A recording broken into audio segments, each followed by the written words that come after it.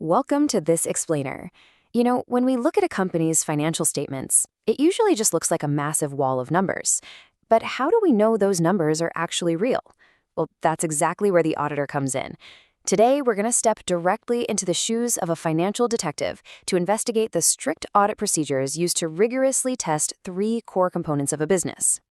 So here's our roadmap for today. We're looking at three main areas. Pillar 1 is depreciation, Pillar 2 covers finance costs, and Pillar 3 dives into other expenses. All right, let's jump right into Pillar 1, depreciation. Think of this as measuring the sands of time, how an auditor verifies the wear and tear of assets. The thing is, auditors, they don't just blindly accept the depreciation numbers a company hands them. They have a really strict procedure for measurement. First, they make absolutely sure the rate of depreciation perfectly matches the official rates suggested in Schedule 2 of the Companies Act, and that these rates actually conform to the asset's effective life. And they don't stop there. They also have to check the end game, meaning they verify that the residual value, what the asset is worth at the very end of its life, has been properly determined. But hey, business isn't always a straight line, right?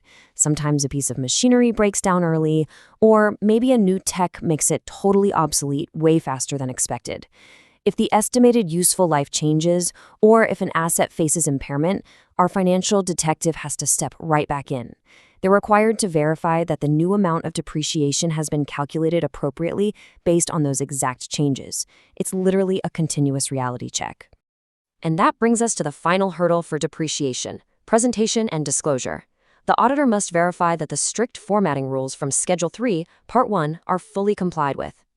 That means ensuring the company clearly spells out its accounting policy for depreciation, the useful life of its assets as per Schedule 2, and of course, its residual values and the method of depreciation used. Everything has to be totally out in the open for stakeholders. Which leads us to a pretty fascinating question and our second pillar. When a company borrows money, how exactly do auditors track the rent paid on that debt? Let's explore that in Pillar 2, finance costs. To audit this, the detective first needs to know exactly what they're hunting for. Finance costs generally include the interest paid on structured debt instruments like debentures, as well as traditional institutional finance, like secured or unsecured bank loans. To even get started, the auditor procures a master schedule of all these loans, the specific interest rates, and the tenures, so they can figure out exactly what amount of interest should be paid. Now, the way auditors break this down is super interesting. First up is occurrence. They definitely don't just take the company's word that interest was provided on all eligible loans. They verify the amounts directly against bank statements, the cash book, and the general ledger. Then comes cutoff. Think of this as drawing a hard line in the sand at the end of the reporting year. They have to ensure that interest is only provided for the exact period the loan was actually outstanding during that specific year, so no dragging future expenses into the present. Next up, the auditor runs through a really strict completeness and measurement checklist. For completeness, they make sure any interest that's due but hasn't been paid yet is officially logged as accrued interest. Then they measure. They crunch the numbers: rate times the outstanding loan amount times the period, and they have to be extra eagle-eyed here. They're specifically looking for sneaky mid-year changes, like loan items that were repaid or debentures that were redeemed halfway through the year, because that totally changes the interest math. Just like with our first pillar, the final step here is presentation and disclosure. The auditor has to confirm that the company perfectly followed the disclosure rules set out in Schedule 3, Part 1, along with the various accounting standards, or IND-AS. Transparency is just non-negotiable. All right, moving on to our final stop, Pillar 3, other expenses. These are basically the everyday engine oil expenses that keep the business actually running. We're talking power and fuel, rent, repairs, insurance, traveling, and miscellaneous stuff.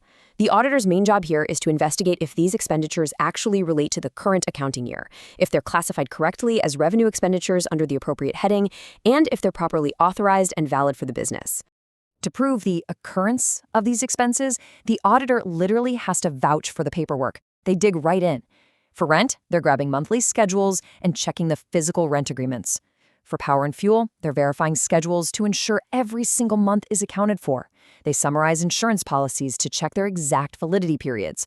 And if there's a legal retainership, they verify that a full 12 months of expense has been recorded. They're basically proving that every single cash outlay is genuine. Here again, the auditor is doing a bit of a balancing act between two major concepts. First, we've got cutoff. They have to make sure expenses charged against revenue only relate to the current year. They're super cautious with things like rent and insurance because those often involve prepaid payments that actually belong in next year's books. Then, balancing that out is completeness. They ensure every single transaction is authenticated, correctly classified, and properly adjusted for outstanding bills that belong to this year but just haven't been paid yet. This part really highlights the pure detective work involved. It's way more than just basic addition. First, they verify month-free calculations against the actual agreements. Second, they actively hunt for hidden details, like a sudden escalation clause in a rent agreement. Third, they evaluate if the expenses actually seem reasonable based on past year's data. And fourth, they perform analytical procedures, like checking the cost per unit of production, to spot any wildly suspicious trends. So it kind of makes you wonder, are financial statements just a boring list of numbers typed into a spreadsheet, or are they a rigorously tested reflection of market trust? Ultimately, every single calculation, every cutoff date, and every disclosure verified by the auditor protects the integrity of the business. By understanding these strict procedures for depreciation, finance costs, and everyday expenses, we can read these statements with so much more confidence. But it also leaves us with a pretty massive question. What happens to the wider market when a financial detective misses a crucial clue? Definitely something to think about the next time you look at a profit and loss statement. Have you ever looked at a massive company's financial report and just kind of wondered, how do they actually prove those numbers aren't just made up out of thin air? Well, today, we're going to peel back the curtain on exactly how that verification happens. We're specifically focusing on that catch-all category known as other expenses. And we're going to look at the exact, rigorous procedures used to ensure a company's financial integrity is absolutely airtight. So really, how do we know corporate expenses are real? To answer that, we've got to introduce our main character, the auditor. Think of the auditor as the ultimate financial detective. When a company claims they spent millions on power, rent, insurance, or legal fees, the auditor doesn't just, take the company's word for it. No way. They step in to uncover the undeniable truth behind those financial statements, following a highly standardized process to ensure every single dollar is properly accounted for. And here is our detective's checklist. These are the 5 core audit procedures for investigating other expenses: occurrence, cutoff, completeness, measurement, and presentation and disclosure. We're going to walk through every single one of these steps to see exactly how an auditor cracks the case. Let's kick things off with phase 1, occurrence. Basically, is the expense genuine? Occurrence is all about making absolutely sure that any expenditure charged against revenue actually, truly happened. The auditor doesn't just nod along when management hands over a neat little spreadsheet. They demand hard, documentary evidence. They are vouching for these expenditures based on relevant documents to prove the transaction took place in reality, not just in some fantasy ledger. Let's look at how this plays out in practice for things like rent and power. For rent, they meticulously check the rent agreements to verify they are legally in the company's name. Then they obtain a monthly expense schedule to ensure that the rent for all the months has been accurately recorded. And they do the exact same thing for power and fuel, collecting that monthly schedule to guarantee that not a single month fell through the cracks. Now, this strictness really shines when we look at insurance and legal fees. For insurance, they need a summary of all policies taken right alongside their validity periods just to see that the expense is genuinely real.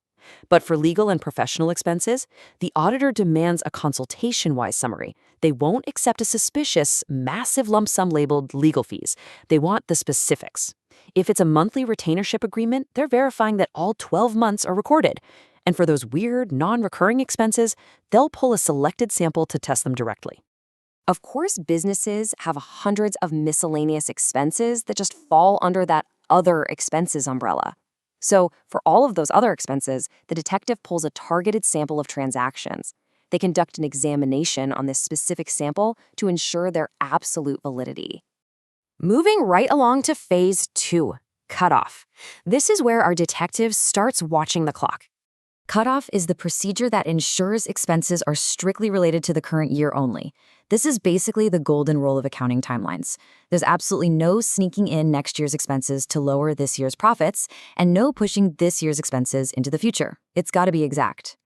Auditors have to act as strict timekeepers here. They draw a hard line at the end of the accounting year. And they have to be extra cautious with rent and insurance expenses. Why? Because those often involve advance payments. If a company pays for insurance in December that covers all of next year, the auditor steps in to ensure that expense isn't entirely dumped into the current year's revenue charges. All right, on to phase 3, Completeness, where the detective searches for the full picture. The completeness checklist is all about making sure nothing is left out. The auditor verifies that every single transaction is properly authenticated exactly as per the policy of the company. They check that expenses are appropriately classified. They make sure a proper accounting entry actually exists for the payments. And, crucially, they verify that proper adjustments have been made for any outstanding or prepaid expenses. They're making sure there are no missing pages in the story. Now, there's a really interesting contrast here. Completeness is all about finding the transactions, making sure everything is on the table and authenticated. But measurement, which is the next phase, asks a totally different question. Is the calculation of that expense actually correct? It's like completeness is finding all the puzzle pieces, and measurement is making sure they are the exact right shape. Which brings us to phase 4, measurement. Time to do the math. For monthly expenses, based on an agreement, the auditor verifies the exact calculation of the expense and any outstanding or prepaid adjustments. But they have to be super careful with tricky details. For example, they heavily scrutinize escalation clauses. Did the rent go up halfway through the year like the contract said? They also check rent agreements that were terminated during the year to make sure the billing stopped when it was supposed to. For other expenses, they evaluate if the amounts are reasonable based on data from past years. And to do this, auditors use a really fascinating technique called analytical procedures. This isn't just looking at receipts. This is zooming out to assess the overall reasonableness of the company's spending. For example, they might perform an expenditure per unit of production analysis. Think about it. If a factory produced half as many goods this year, but their power bill doubled, well, the analytical procedure flags that as highly unreasonable, pointing the detective right toward a problem. So, the takeaway here is they don't just eyeball it. Whether they're doing complex math on production units or just literally checking that all 12 months of a retainership agreement are meticulously recorded, the measurement phase ensures the numbers reflect absolute reality. And finally, we reach the end of the investigation, presentation and disclosure. The process wraps up here. The auditor must see that all disclosure requirements as per Schedule 3, Part 1 have been duly complied with. This specifically means checking whether these other expenses have been classified under the exact appropriate headings. You can't just bury a massive repair cost under some vague miscellaneous label if Schedule 3 demands be classified otherwise. It's all about total transparency for the public. So after walking through occurrence, cutoff, completeness, measurement, and presentation, I kind of want to leave you with this thought. If an auditor investigated your life using these 5 rigorous procedures, would your personal budget actually pass the test? It really gives you a brand new appreciation for the incredible amount of work it takes to ensure the financial numbers we rely on are actually true. Today, we're putting on our investigator hats and diving straight into the audit of balance sheet items. Specifically, we're taking a really close look at property, plant, and equipment, or PPE for short. When you're examining an entity's financials, PPE is huge. It usually makes up a massive chunk of their total assets. We're talking about the physical, tangible backbone of the entire business. Think about it for a second. How do we actually know a company's biggest assets aren't just a complete mirage? I mean, without a rigorous audit, a balance sheet is really just a piece of paper. Management is impliedly telling us that these numbers are perfectly valid, complete, and accurate. But as an auditor, you can't just take their word for it. You need hard proof. You have to gather concrete audit evidence to draw reasonable conclusions before you ever sign off on that final opinion. So, let's define our scope. According to the Guidance Note on Audit of Property, Plant, and Equipment issued by the Institute of Chartered Accountants of India, PPE refers to tangible items, stuff you can touch, land, buildings, plant machinery, computers, furniture, you name it. And they have to meet 2 conditions. First, they are held for use in producing goods, providing services, renting out, or for administrative purposes. And second, they are expected to be used for more than one single accounting period. And just to note, if a company has to comply with accounting standards, this whole audit process is also heavily governed by AS 10 and AS 16. To verify all this, we rely on a very strict 5-pillar investigative framework: existence, rights and obligations, cutoff, completeness, and valuation. Let's kick things off with pillar number 1, existence. Basically, is the asset actually there? You literally have to get out of your chair and physically verify these items. You have to confirm they exist and that the client actually possesses them. You take the physical verification report and tally it directly against the company's asset register, making sure all the new additions up to the reporting date are in there. And if you find a mismatch, you demand explanations. You also need to be on the lookout for assets that are broken or not in working condition. You have to ensure those have been properly accounted for as deletions. Moving on to our second pillar, rights and obligations. Just because it's there, do they actually own it? Finding a machine on the factory floor doesn't automatically mean the company has the legal right to it. You've got to follow the paper trail. First, were the new additions approved by a responsible official? And do they match the board's approved capital expenditure budget? Then you check their internal processes. Did they invite competitive quotes or float tenders before picking a vendor? Next up, the purchase invoices. They absolutely must be in the client's name. For land and buildings, you have to verify the title deeds. And here's a great little detail. If the original title deed is sitting with a bank because the property is tied up in a loan, the auditor has to ask management to get a written confirmation directly from the lender. And this same level of scrutiny applies when they get rid of an asset. For any deletion, you have to verify management's rationale. Why are they scrapping it? Sometimes you might even need to seek out a report from a technical expert to back up that decision. You also check to ensure the deletion was properly authorized, followed the usual internal procedures, like inviting tenders for scrap, and was correctly recorded in the books. All right, pillar number 3 is cutoff. Are we looking at the right year? It's all about drawing a hard line in time. The net block shown in the balance sheet can only include assets that the company actually owned right on the reporting date. If they bought a truck 3 days after year-end, it cannot be in this year's net block. Plus, you have to make sure that the depreciation charged on these assets pertains only to the current period. No shifting things around to make the numbers look better.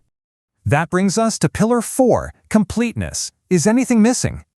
You have to ensure the whole picture is exhaustive. No hidden items, no accidental omissions. To do this, you check the math. You take the PPE schedule, maintained by management, and go through it class by class, tallying the closing balances directly to the entity's books of accounts. It's a simple but crucial bridge. The opening balance, plus any additions, minus any disposals, needs to reconcile perfectly with the closing balance for every single asset class. And finally, our 5th pillar, valuation. Is the underlying math right? We need to nail down the exact financial worth of these assets. The standard formula here is carrying the items at cost, minus accumulated depreciation, minus accumulated impairment loss. And what exactly is cost? It's everything incurred to acquire or construct the asset, plus any subsequent costs to replace parts of it. But watch out, because here is a really common trap. Day-to-day servicing and maintenance costs, you absolutely cannot add those to the asset's value on the balance sheet. Those daily upkeep expenses have to be charged directly to the profit and loss statement.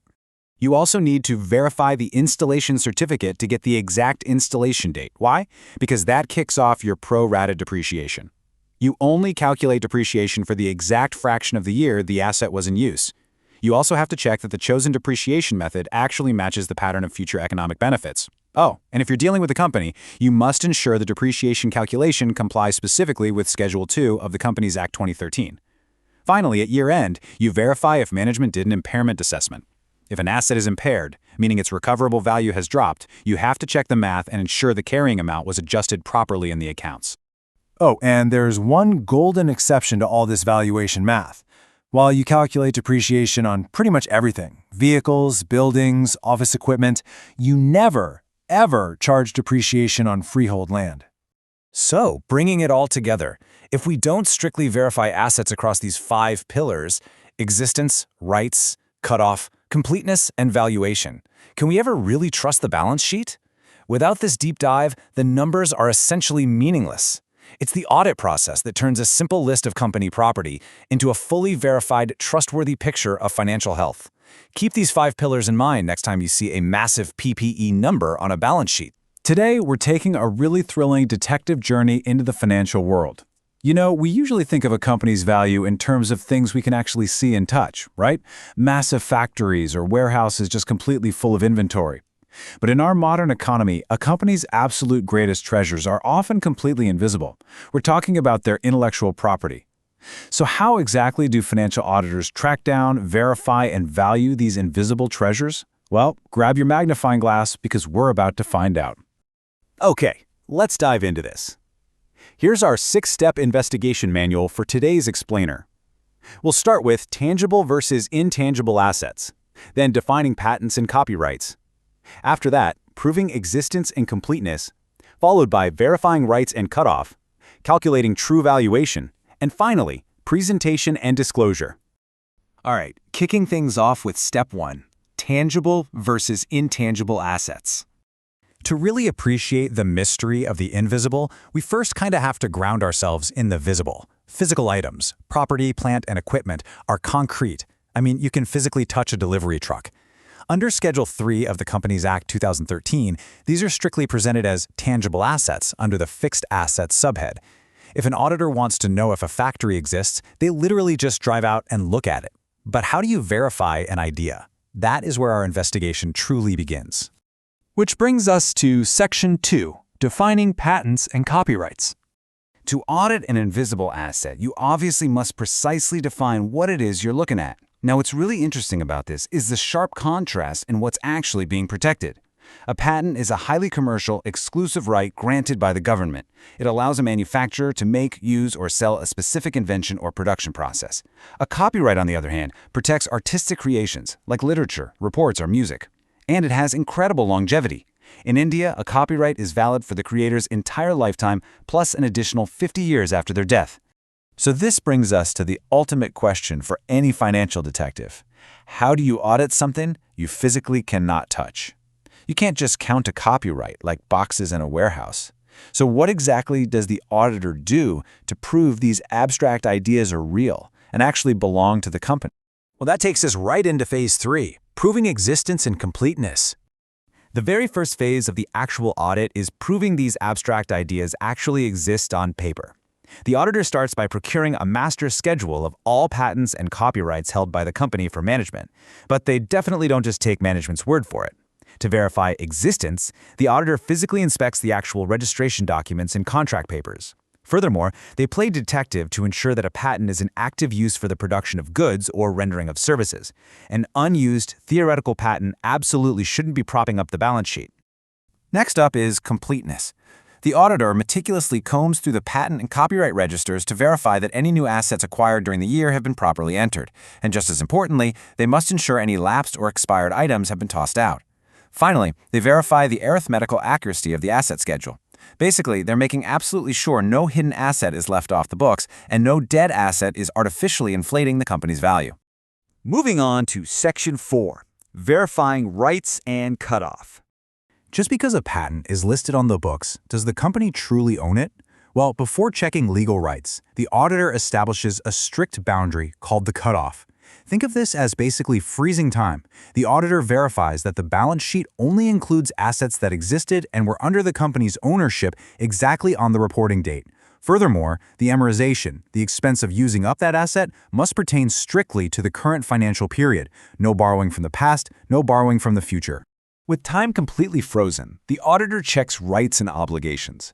They inspect the actual certificates of patent and copyright contracts to ensure they are explicitly issued in the client's name.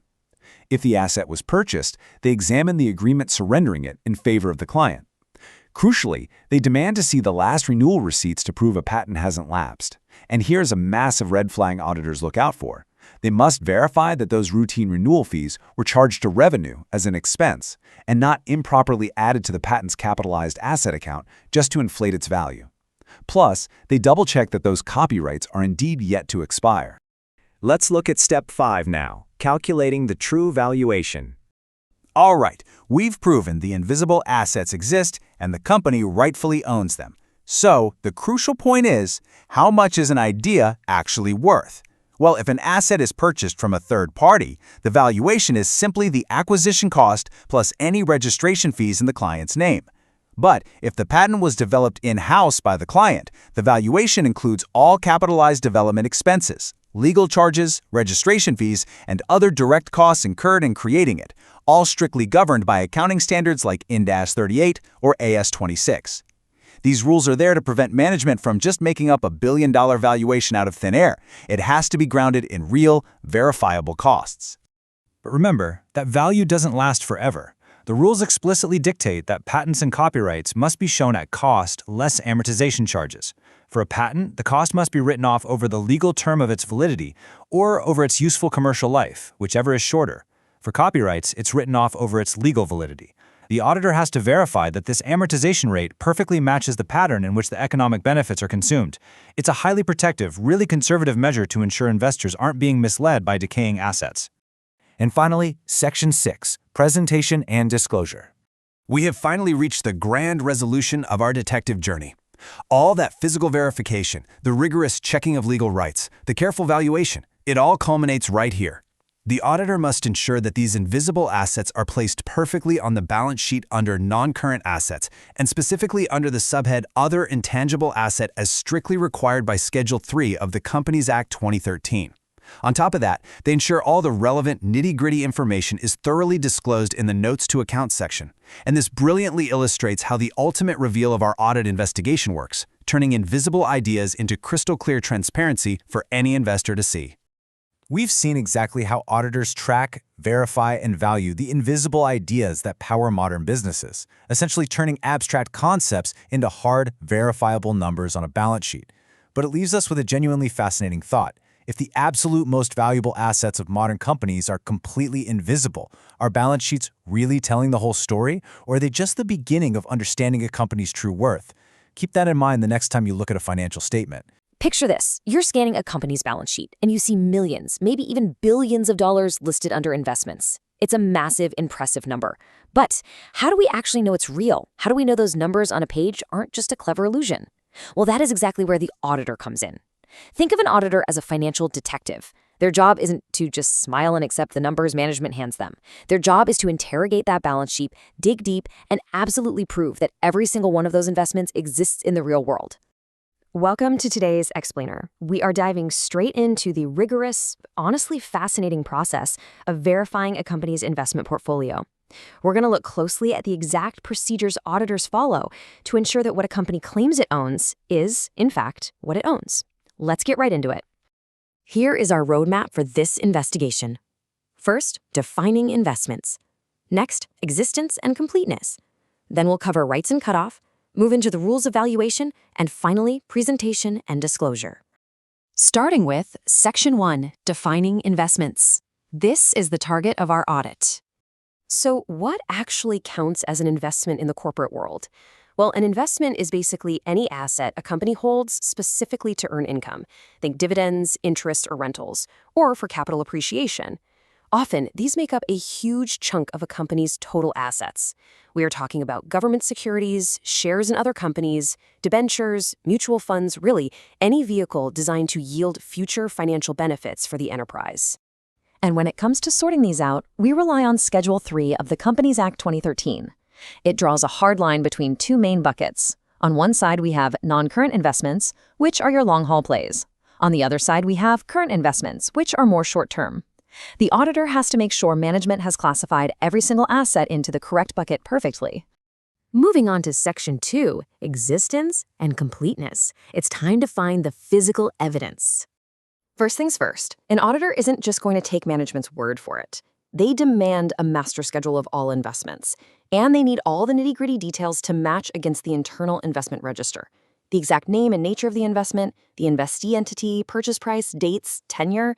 For debt securities, they want the dates and rates of interest payments. For shares and mutual funds, they need to see the past year's dividend rates. They are building a highly comprehensive profile. Got the schedule? Great. Now they tally it with the balance sheet. Then comes the really critical part, physical verification. And there's a fascinating safeguard here called the single sitting rule. Auditors absolutely must verify all physical certificates in one go. Why? To completely eliminate the chance of a sneaky company producing the exact same certificate twice just to inflate their numbers. If an asset isn't held directly by the entity, they demand a certificate from the holding authority. And for pending items or recent sales, they aggressively cross-reference broker notes, allotment advice, and trading statements to prove it's real. But just finding the assets is only half the battle. We also have to talk about completeness. The auditor has to guarantee that the schedule provided is totally exhaustive. Every single movement in the investment ledger, every single buy and sell, must be appropriately recorded. Absolutely nothing can slip through the cracks here. All right, Section 3, rights, obligations, and cutoff, proving true ownership. You might be surprised to learn that the detective work actually goes way back to the company's founding documents. Before looking at a single asset, the auditor checks the memorandum and articles of association. They need to definitively determine, Does this company even have the legal power to invest surplus funds outside the business in the first place? Because if they don't have that basic authority, those investments are instantly a massive red flag. Then, the auditor circles back to the certificates to verify the company's legal rights, bringing us to two huge concepts: cutoff and income rights. Cutoff means making absolutely sure the balance sheet only includes investments legally owned on the exact reporting date, not a day before, not a day after. Income rights? That's confirming all interest has actually been received and booked as income. If there's outstanding interest, the auditor will literally sit there, recalculate it themselves, and verify it against management's figures. Section 4. Rules of Valuation. Time to interrogate the numbers. Now, generally speaking, all costs tied to buying an investment get capitalized, but finance is complicated, right? Let's unpack how auditors brilliantly strip away misleading costs. Say an investment is bought at a come-interest price, meaning the purchase price includes accrued interest. The auditor makes sure the recorded cost does not include that interest piece. What about bonus shares? Since they were free, they go into the ledger without attributing any cost. For right shares, the cost of the right entitlement has to be capitalized. And this one is crucial. If a company gets a pre-acquisition dividend, it must be credited straight back to the investment account itself, almost like a refund on the purchase price, and definitely not artificially pumped into the profit and loss statement.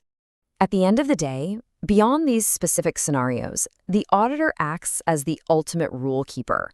They ensure the value of every single investment is determined by strictly following the relevant accounting standards, tailored specifically to the unique nature of that exact asset. Section 5. Presentation and Disclosure. The final report. The Companies Act 2013 lays down some very strict formatting rules to make sure nothing is hidden from stakeholders. Investments have to be perfectly classified as either non-current or current assets and placed specifically under the Financial Assets subhead. But it's not just about crunching the numbers. The auditor ensures all the relevant contextual information is fully disclosed in the Notes to Accounts section. Total transparency is completely non-negotiable. So, as you can see, auditing investments is an incredibly intense, detailed procedure. From demanding master schedules and single-sitting verifications to recalculating interest and stripping out hidden costs, auditors leave no stone unturned. Which leaves us with a rather provocative final thought. If an investment portfolio of this magnitude isn't rigorously verified using these exact steps, what else on a company's balance sheet could just be a total illusion? It really makes you appreciate the absolute necessity of the auditing process. We're going to demystify the honestly kind of complex multi-step process of auditing inventory. If you've ever looked at a company's balance sheet, you know that inventory is often one of the largest and most dynamic numbers on the page. But how do we actually know that number is accurate? Like, how do we know those goods really exist, are valued correctly, and legally belong to the company in the first place? Well, today we're going to unpack the rigorous, step-by-step toolkit that professional auditors use to find out the absolute truth about inventory. So to understand what we're auditing, we first need to define our scope. Inventory isn't just your basic standard stock. Depending on the organization, it spans raw materials, work in progress, and finished goods, sure, but it also extends to special arrangements. We're talking about stock sitting at a branch, stock held by a consignee, items on hire purchase, or even stock sitting with a customer right now on a sale or approval basis. Here's our agenda for today. 1. Defining inventory. 2. Management versus auditor duties. 3. Proving existence and rights. 4. Completeness and cutoff tests. 5. The rules of valuation. And 6. Proper presentation and disclosure. Section 1. Defining inventory, more than just finished goods. Now, what's really fascinating here is that inventory isn't just finished products sitting neatly on a retail shelf. It spans a massive spectrum. We're talking about raw materials, loose tools used in the factory, spare parts, packing materials, and semi-finished goods, or work in progress. But it gets even more complex geographically. An auditor literally has to track down stock sitting at a regional branch, stock held by a third-party consignee, or even goods with a customer on a sale or approval arrangement. It's a vast, constantly moving target. Moving to Section 2. Management versus auditor duties. Who does what? Before the real investigation begins, we need to clearly separate the responsibilities of the company from those of the auditor. There's a fundamental dynamic here. It is entirely management's responsibility to properly determine the quantity and value of the inventory. They're the ones who carry out the actual physical verification at least once every financial year. The auditor, on the other hand, acts as an active investigator, verifying those claims, and the source material is incredibly clear on this. An auditor's mere presence at a physical stock count does not relieve them from their duty. They aren't just there to watch. They are strictly required to follow detailed procedures to verify that inventory independently. Section 3. Proving existence and rights. The first test. Okay, so the crucial point is figuring out how an auditor actually proves that the inventory is real. They follow a very strict progression.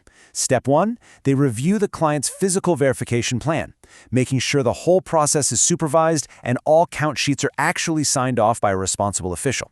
Step 2 is observing the count. Now, the timing of this depends entirely on the company's system. It happens at the end of the period for periodic systems or at interim dates if they use a perpetual system. And step 3, the auditor must completely satisfy themselves regarding any inventory hiding out of sight at public warehouses or with third parties. But hey, just because you can see an item doesn't actually mean the company owns it, right? To establish legal ownership rights and obligations, the auditor rolls up their sleeves and digs into the paperwork. They vouch recorded purchases directly back to the underlying documentation. So they're matching purchase invoices, purchase orders, and goods received notes just to ensure the client is the true owner. If goods are out on consignment, the auditor evaluates those specific agreements and collateral terms. They'll even go as far as explicitly reaching out to third parties to obtain direct confirmations for inventories lying in their warehouses. No stone left unturned.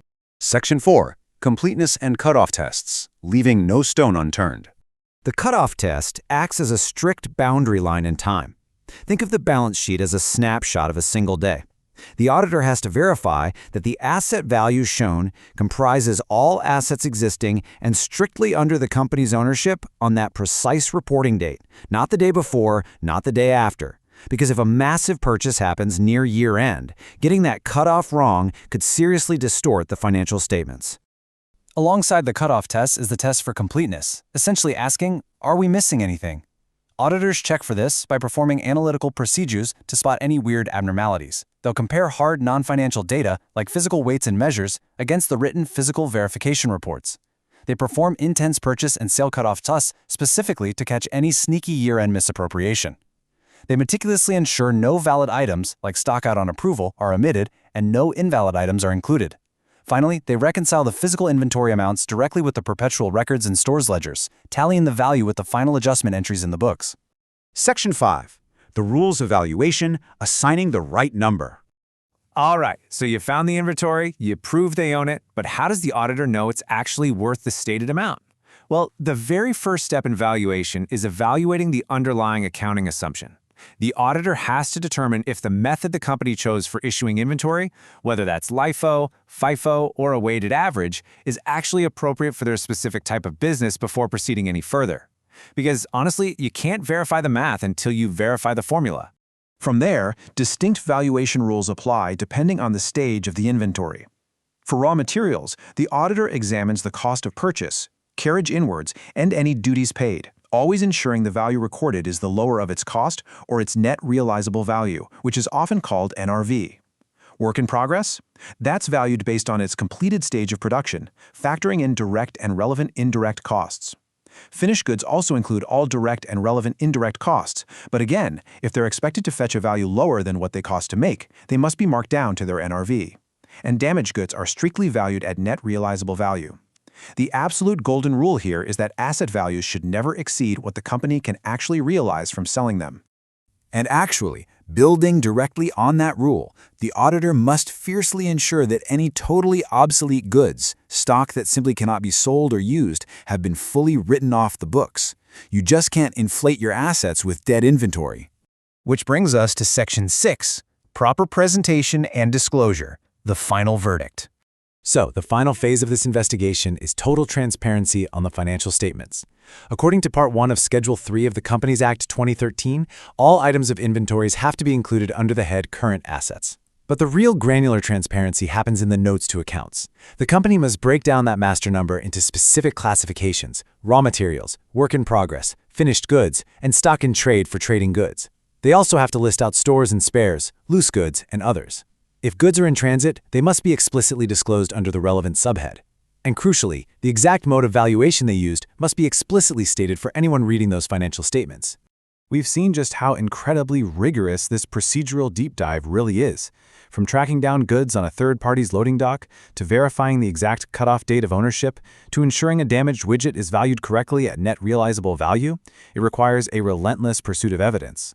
Which really leaves us to wonder, with so many moving parts, hidden corners, and complex assumptions, is inventory the absolute ultimate test of a professional skepticism? Definitely think about that the next time you glance at a company's balance sheet. Thanks for joining me on this explainer, and keep questioning the numbers.